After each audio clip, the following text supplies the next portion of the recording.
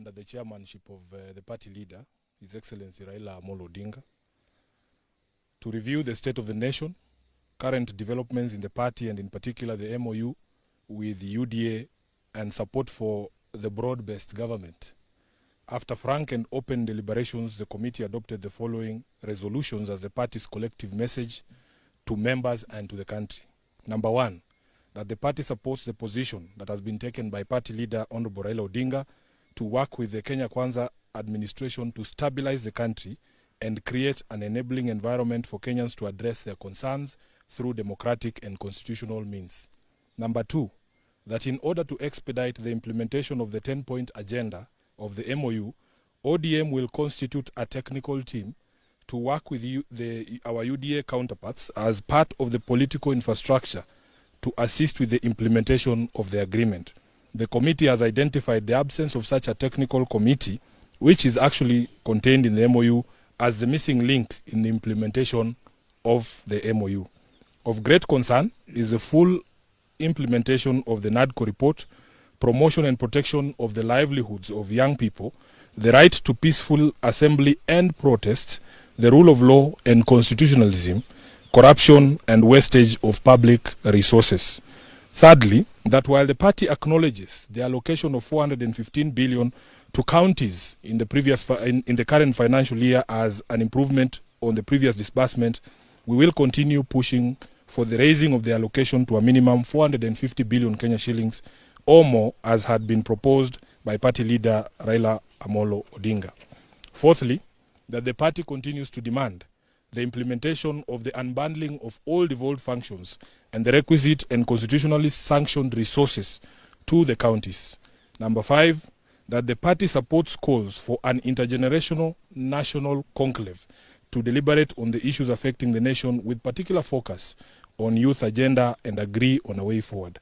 Number six, that the party will continue with grassroots elections and programs for the ODM at 20 celebrations as part of the process of regeneration, reorganization, and internal strengthening. Lastly, that while members arrived here with different viewpoints on many issues within the party and the country, the committee has succeeded in brokering an unbreakable unity of purpose in the party and a single-minded focus on ensuring that ODM continues to be a loyal servant of the people and the country, acting in the best interest of its supporters and nation, and committed to the agenda of national transformation and stability. Lastly, we have been presented with a schedule of all upcoming by-elections, and the resolution of this committee is that ODM will fully participate in all of those by-elections by fielding candidates. I thank you, members of the press. I will take a few questions, but they have to be strictly within the discussion that has gone on today. And I see very respectable media houses here. We don't expect you to bring us rumors. Thank you very much, Edwin. My name is Edwin from NTV. Now that the ODM party has taken a position from this particular meeting, it goes against your own conviction. Yeah, that is exactly what I feared, that you would bring stories about Sifuna when I have read a statement about ODM. We want you to ask questions about ODM.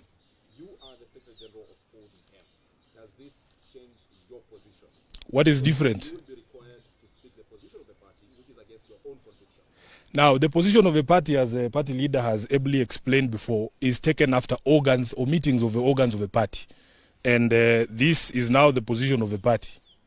Yes, that we will be making sure that we put together a team that can ensure that we implement the MOU that we signed with UDA. How is that different from Sifuna's position?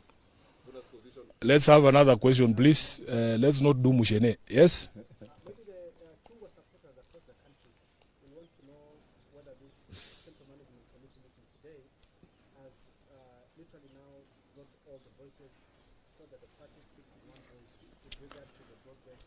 Yeah, so that I don't put in my own words, allow me to read you the last paragraph again.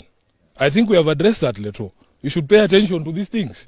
We have said that while members arrived here with different viewpoints on many issues within the party and the country, the committee has managed to broker an unbreakable unity of purpose in the party and a single-minded focus on ensuring that ODM continues to be a loyal servant of the people and the country, acting in the best interest of its supporters and the nation, and committed to the agenda of national transformation and stability. That is now the position of the party. Any other question? I think wamemaliza sasa maswali yote. Haya. Asante sana. Mungu